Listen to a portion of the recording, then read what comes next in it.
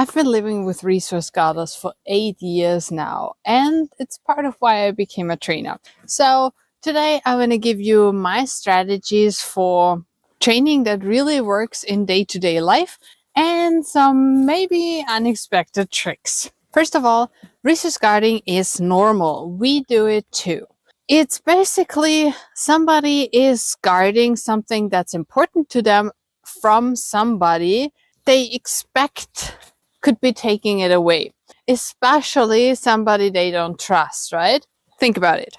For example, you go to a friend's home and you spend the evening there. Do you keep an eye on your wallet? Probably not, because you trust your friends, right? Now, how about you travel to a new country and the hotel warns you that for your next trip to keep your belongings close to you because the neighborhood you're exploring is not very safe. Now, how about that wallet? Are you keeping a close eye on your wallet? Maybe check on it regularly and also keep an eye on the people surrounding you. Probably a lot more than at your friend's home. And that's what happens to our dogs. So what we need to do with our training is build trust so that our dogs do not see us as a threat and trust us around their valuables, right?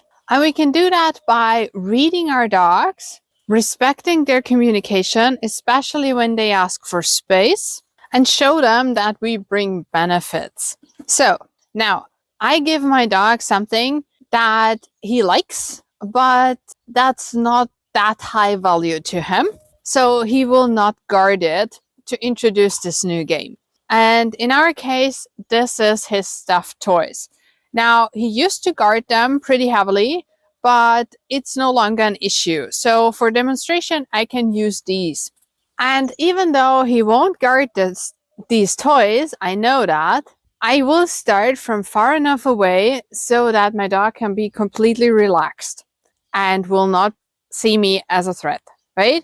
So what I do is I say my dog's name so that he knows something's happening. He will not get startled, and then I approach.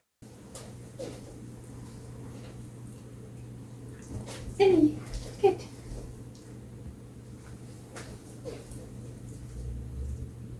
Silly, good. Now I only approach just a little bit so that my dog can still stay completely relaxed, and I mark and reward at the closest I get. Now, if you don't have a marker word, don't worry, you can just praise your dog. And after a few reps, I want to see some kind of positive response to me. That can be a tail wag, that can be opening eyes, that can be ears forward, that can be any sign of my dog being happy with me approaching. If I don't see that, I go back and make it a little bit easier. Now with Sammy, he is completely relaxed. So this is not that obvious, but I see a tail wag, I see the ears going forward, and of course he sees me approaching before I say his name due to the limited space we have. But I do go out of sight as well so that we have spontaneous approaches in there as well. And of course, we train different angles before we make it harder, right? So before we go any closer, we work on approaching from different sides and from out of sight. Silly, good. Silly, good.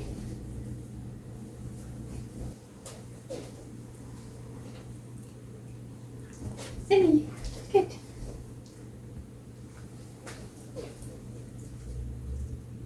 Silly, good. Now, still having a boring object, we now make it harder. So I come a little bit closer. Silly, good.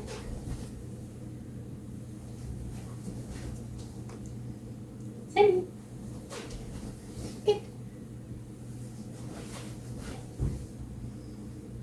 Silly, good. Semi. Good. Semi. Good.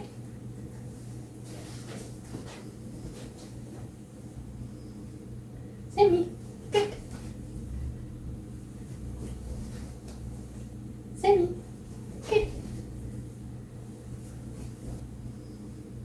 Semi. Good. Semi. Good. Semi. Good.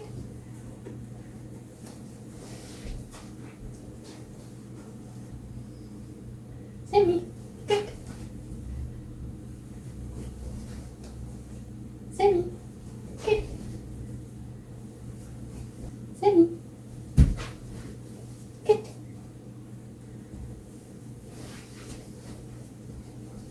And again, changing angles, making sudden or surprising approaches, and implement everything I can think of.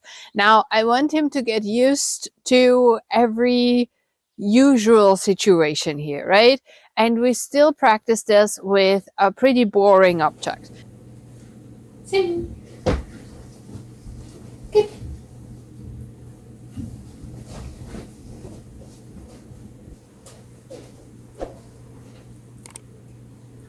Semi. Good.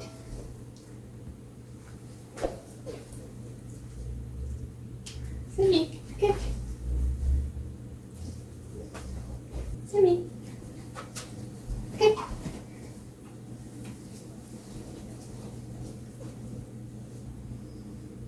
Semi.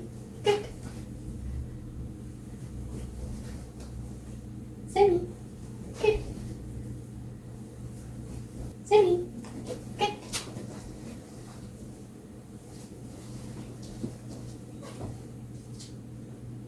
Semi. Good.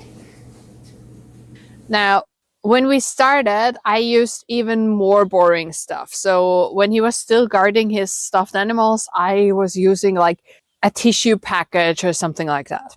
And I do that until I'm right next to him. Semi. Good.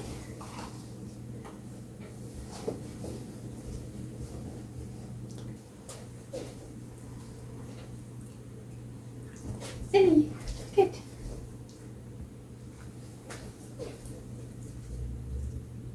Semi. Good. Semi. Good. Now, be sure whenever you practice this with your dog that you include a lot of very easy reps, right? I always include more easy reps than hard reps so that my dog can always say, oh, well, this is easy, I can do this, before he's even starting to worry about me. And then we can start with the next tricky part, and that's touching him and the object. Now, not both at the same time, right? So either him or the object. And again, including a lot of easy reps. Semi. Good.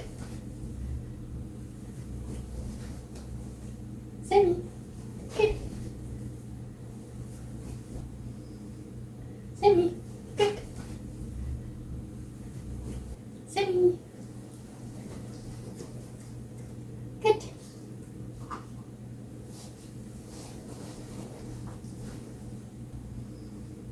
Semi. Good. Semi. Good. Semi. Good.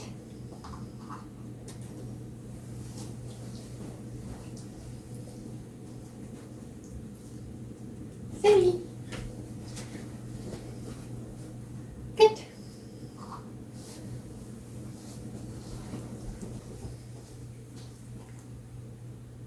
Semi.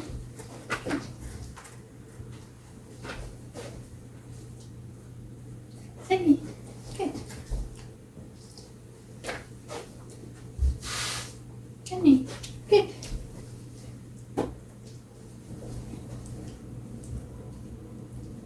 Semi. Good.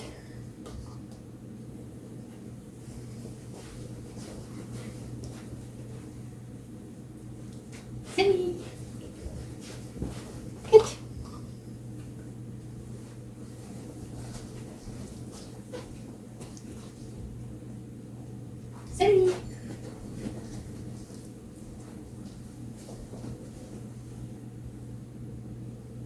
Sammy. Good.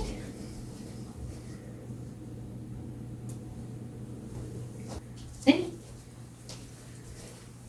Good.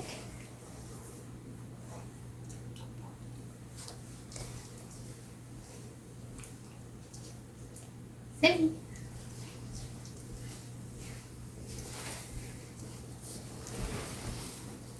Good.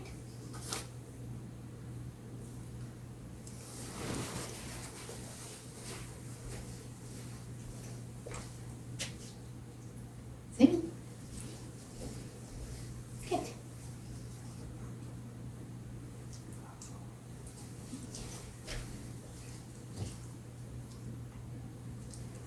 Sammy. Good.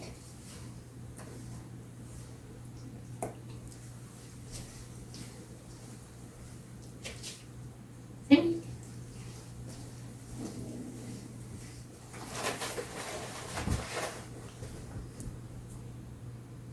Good.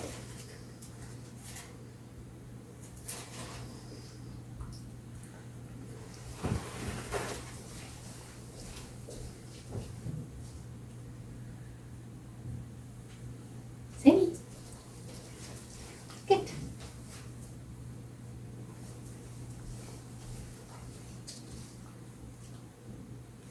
Sammy. Good.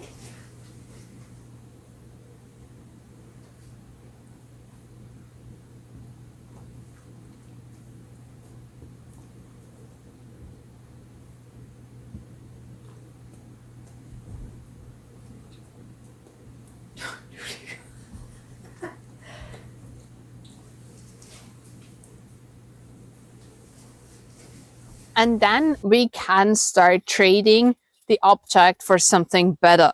And I always want to see that positive response, right? If I don't see the positive response, maybe my dog starts showing appeasing signals or calming signals. I have to go back, right? I have to make it easier again and start from more distance, not touch the thing, and so on. Sammy.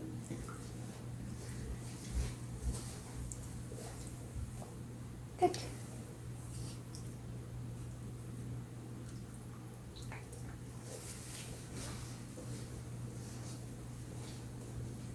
Sammy. Good.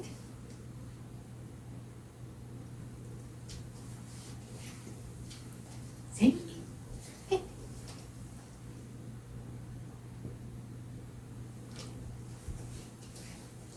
Good.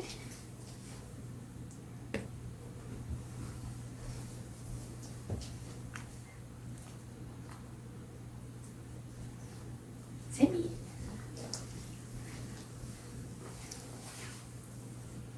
Good.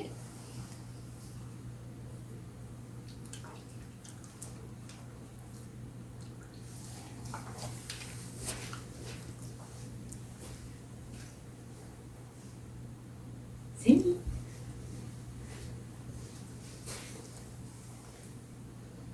Good.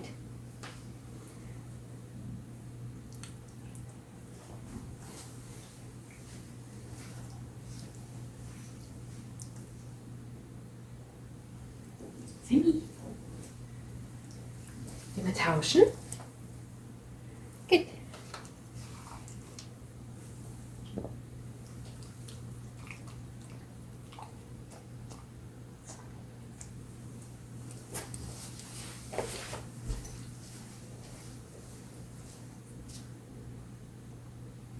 Sammy. Gut.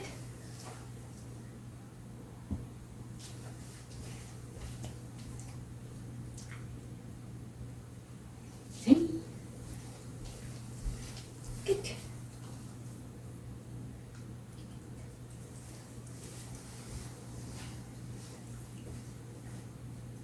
Sammy. Gut.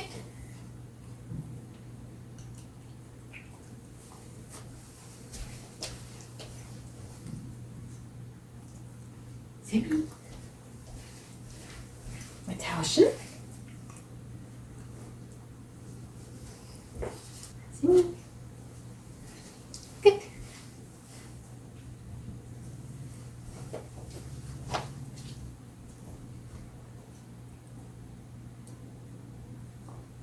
Sammy. Good.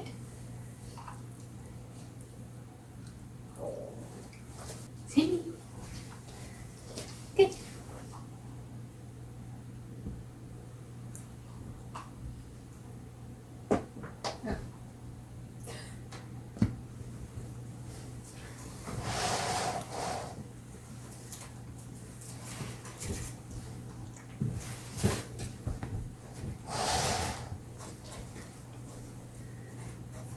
Tauschen. Good. We want our dogs to really associate our approach with good things happening.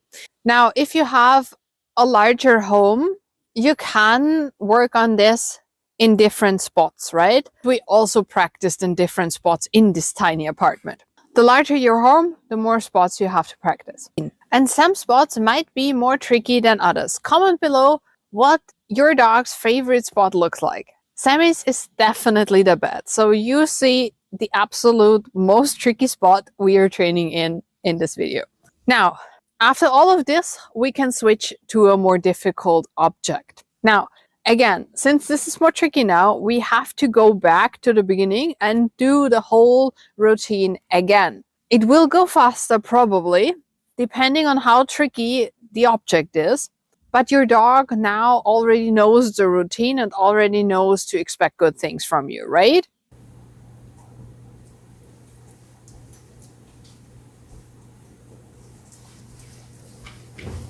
Sammy. Good.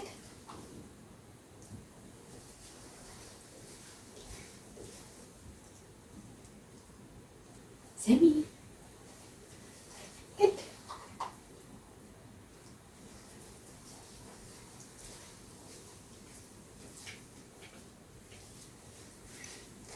Sammy.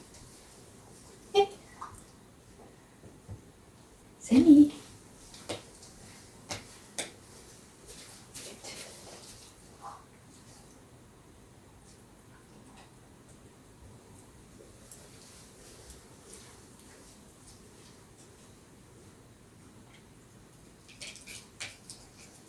Sammy. Good.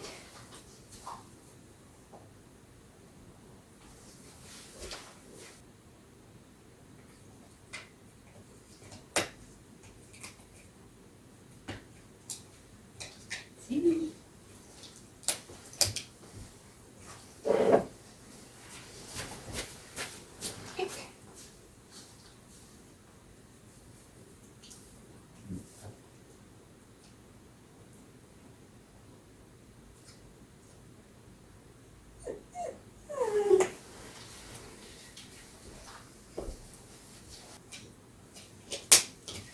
Good.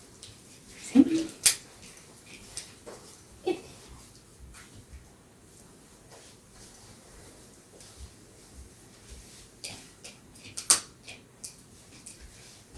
Sammy.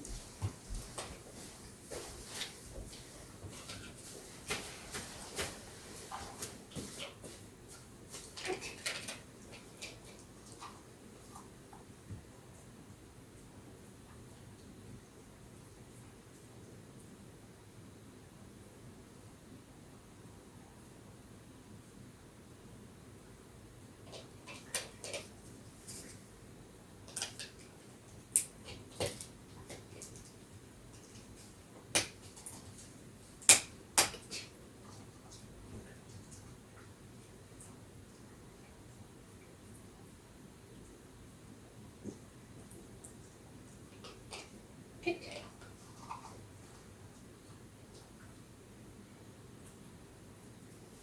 Now, what might be happening is that your dog finds one object more interesting on one day and the other object more interesting on another day.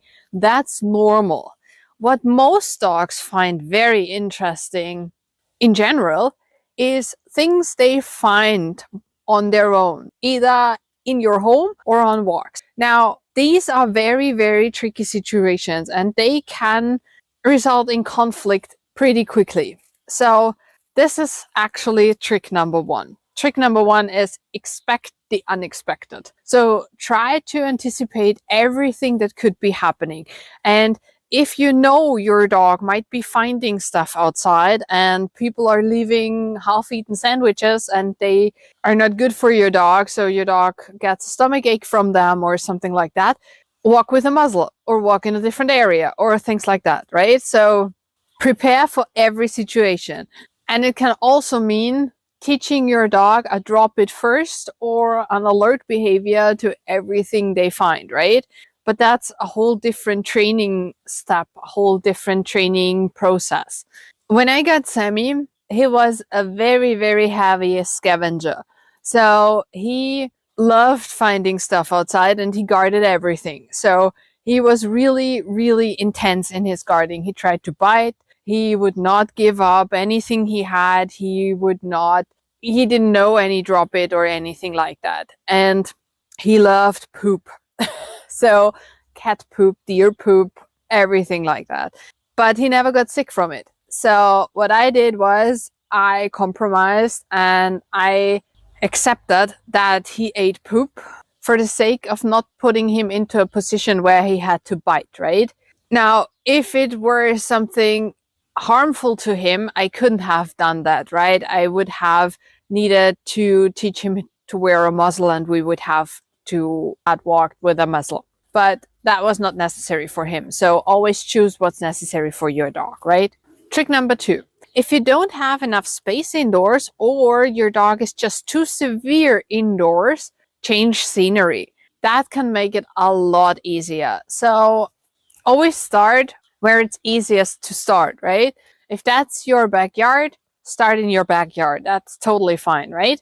And of course, if you're not sure how to plan all this, go to the description, book a free call. We see how I can help. Trick number 3. You might need a temporary solution until the training takes effect. That can mean feeding your dog in a separate room and never being in the same room as your dog while your dog is eating. Can also mean your dog needing to wear a muzzle or a house leash or baby gates, whatever safety measure is necessary, right? Trick number 4, and that's actually an extra training step, the what you got there training step. That means I teach my dog that when I say that line, I will come close, inspect what he got or what he stole, and then he gets something really, really, really awesome. So that would be something that absolutely blows his mind. And we train that in a different step all by itself, right? What you got?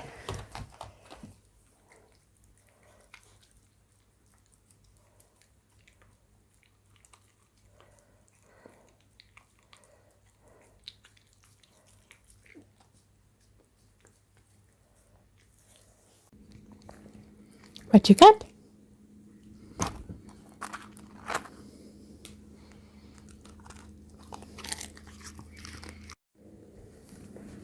What you got there?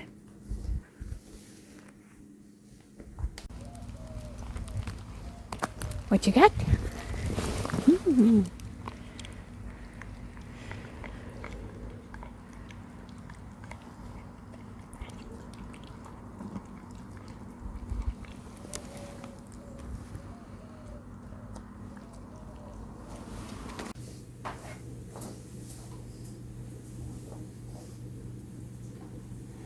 What you got?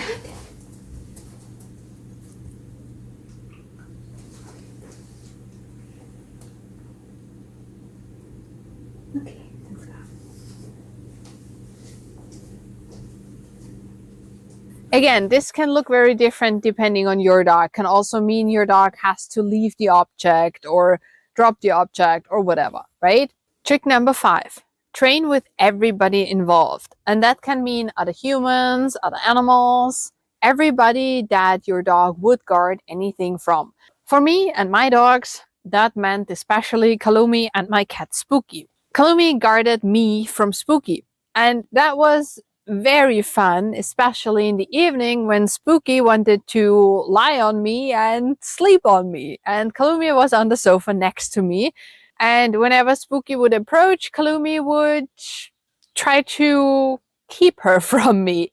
So what we did was we included a name game. A name game is just me calling out the name of whoever gets attention or treats or whatever before they get it. Not always in the same order, not always the same amount. So that way they learn their names and also to share. They learn that everybody gets something, right? And again, additional safety measures might be necessary in the beginning. Now, all of that works a lot better if you're able to catch the exact moment your dog does something right. You can be way more precise with a marker signal. And if you don't have a marker signal yet and you need one, watch this video.